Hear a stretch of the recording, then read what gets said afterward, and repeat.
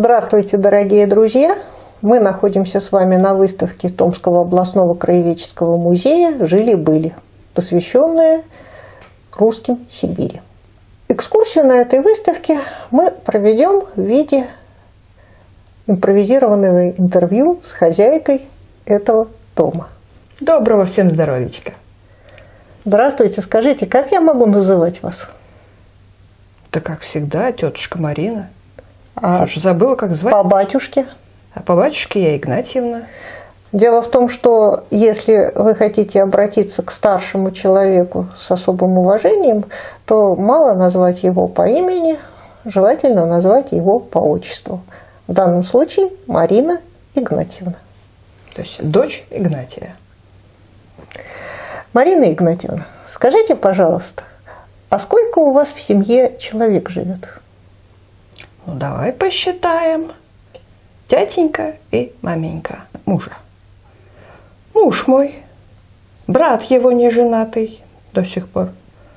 Я, как хозяйка дома, я тесто ставлю, я хлеб пеку. Я поэтому всеми бабами тут и распоряжаюсь. Баб много, 4 дочери. И 2 сына, пока они не женаты, они тоже в моем полном распоряжении. Как поженятся, как невестки их придут, так и дети начнутся. Ну, а пока у меня тут, кроме моего мужа, еще и его брат неженатый, и сестра его незамужняя. То есть поколение бабушек и дедушек, Непременно. поколение взрослых, Поколение наших причем детей. живет братья и сестры. Потому что куда они одни без дедов? Если брат вашего мужа женится, то его дети тоже будут жить в этом доме? Одно из двух. Или, если он не захочет выделяться, будет жить с нами. Захочет, мы ему отдадим тот дом, который у нас сейчас на усадьбе строится. Вот он туда выедет, и рядом с нами, и недалеко. А захочет, так кто ж его держит? Пусть отделяется. Но старики-то не очень рады были всегда отделению. А почему? А потому что одному-то, как он поле поднимет один? Жене за детьми приглядеть и корову подоить, а корова не одна. И птицы, и гостей принять, и хлопот много. А тут вот мы все вместе работу-то разделили на всех, да и глядишь, еще кому и отдохнуть время хватит. То есть обязательно в старину была большая семья, и в семье было много И детей. чем больше народу, тем оно и веселее, и дружнее. Оно, конечно, и всяк бывало. Но так мусор из избы никто никогда не выносил. То есть братья, женившись, приводят женщин сюда, в дом, да. а женщины, выйдя замуж, уезжают жить в дом мужа. Как правило, да. Но опять-таки всяк бывало. И было такое, что вот хозяин ушел из жизни рано, а осталась у него одна разъединая дочь. Так куда же она пойдет?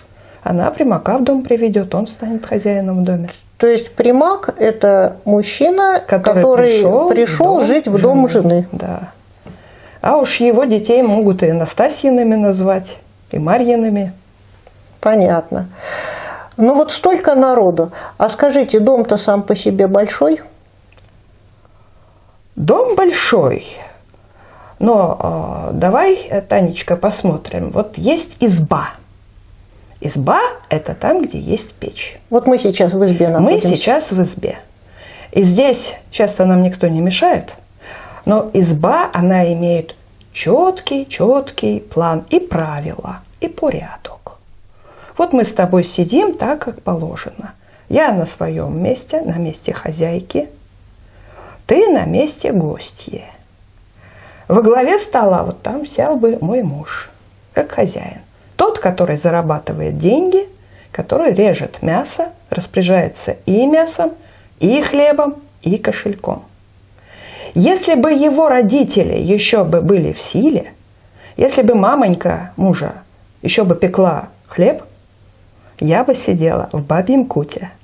А бабий кут это где? А бабий кут это у печки. Вот. Это вот у меня за спиной Да, получается. за спиной. Тогда тут бы сидела мамонька, а я бы уж ей помогала только. Ну, она уж стала стара, передала мне черпак, передала мне закваску, благословила, и теперь я уж хлеб пеку, а она детишек нянчит.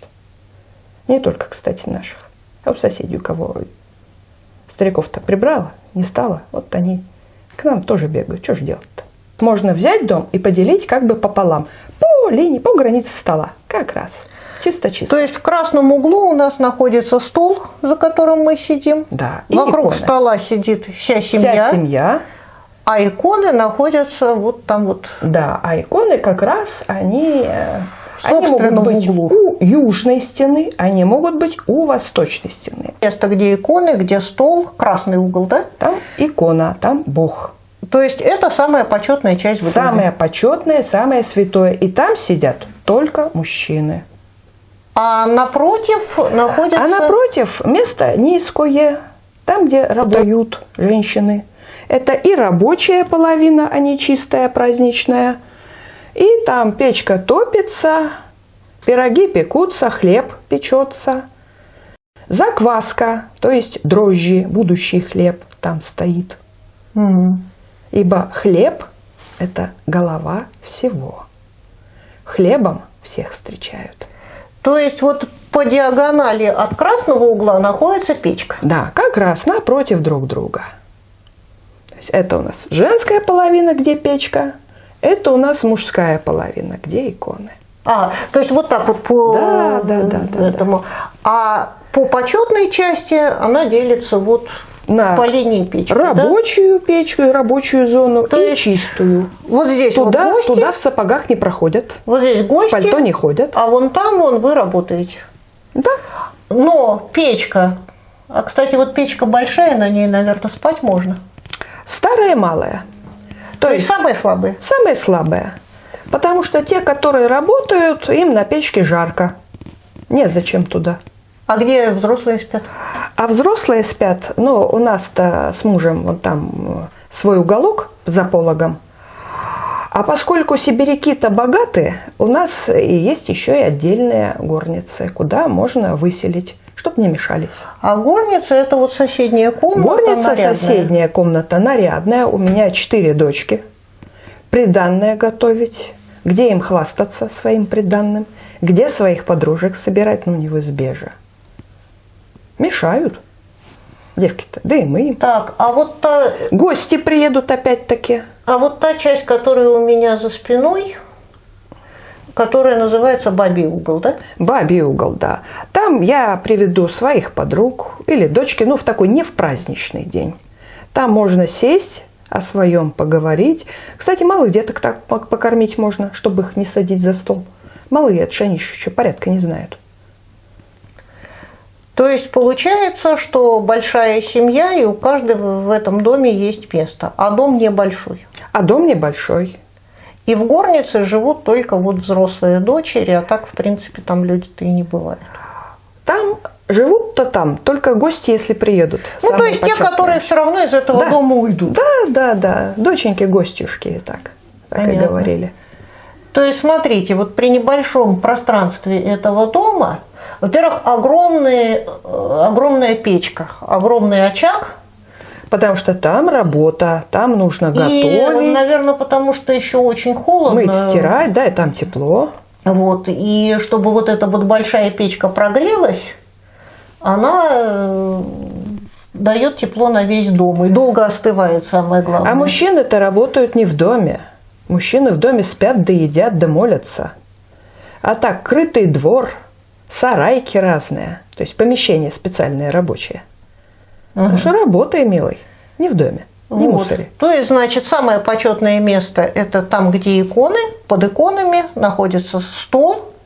Чем ближе к иконам, тем место почетнее и Верно. четко делится Верно. мужская часть и женская часть. За спиной женское место, а горница – это для гостей, для временно проживающих, для взрослых дочерей, которые скоро выйдут замуж и уедут. Да.